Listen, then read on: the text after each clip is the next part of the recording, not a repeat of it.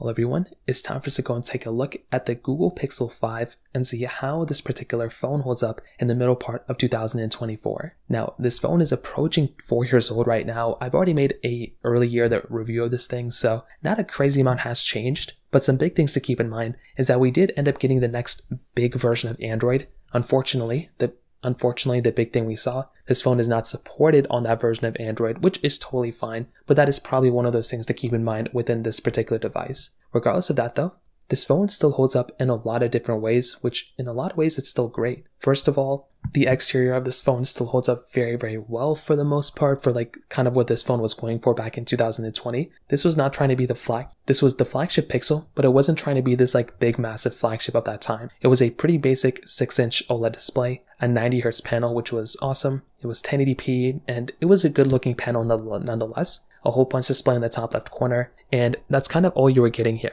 It wasn't like the best phone screen of all time, and definitely Google was trying to take a different approach. They weren't trying to make the most expensive phone of all time. It was a pretty basic phone when it kind of came down to it. On the bottom, USB Type-C, aluminum build. At the back of these phones felt a little bit differently depending on the model you got. The one that Google sent me back 4 years ago had this strange type of texture to it, but I've had other Pixel 5s that felt a little bit better, but regardless of that, it's still a very good looking phone without a doubt. Dual camera setup on the back side, and overall this was a very, very good approach by Google. They weren't trying to compete with the big, massive iPhones or flagships of that time. They were trying to kind of do this mid-tier phone, giving a mid-tier good quality phone, which I thought was a really, really good choice. Now on top of that, software-wise, this is probably the biggest disadvantage of buying a phone like this. With something like the Google Pixel 5, this particular device isn't really holding up that well anymore when it does come down to a software perspective. I think Android 14 is still perfectly fine, and you can still get a really good quality device on Android 14 as of this point.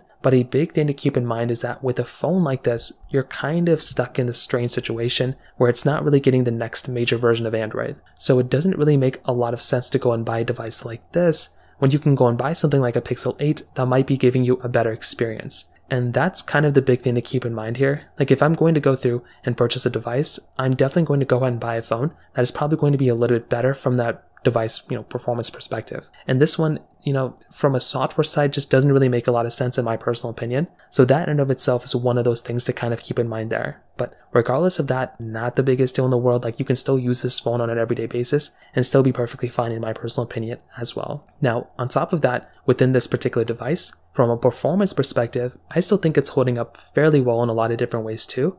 From the performance side, you're basically getting a device that's still, like I said before, going to hold up decently well. You're going to be getting that Qualcomm Snapdragon 765G chipset inside of it with basically 8 GB of RAM. Pretty decent amount of RAM and still a decent chipset that holds up fairly well. Again, it's not a perfect chipset by any means, but I still think it's a good phone. And if you needed to compare this phone against the Pixel 7a, the Pixel 8a that's about to come out, this was the last Pixel with the Snapdragon chipset. So some people may actually still prefer that, but I think the Tensor chipsets are getting a little bit better. So, just it's kind of up to you, whatever you prefer. But I still love the Pixel 5 and I still think this phone holds up really well. And one of the biggest advantages of this phone is the fact that you can still get the Google Photo free storage. I know some people who actually use that on an everyday basis and they love it, and they probably won't even want to upgrade their phone because of that type of capability. So take that as you will, but overall, I think the Pixel 5 still holds up pretty decently well in 2024. It just depends on the software perspective. If you want to go and upgrade your software, then this phone's really not going to be the one for you, but it's still a decent phone in my personal opinion.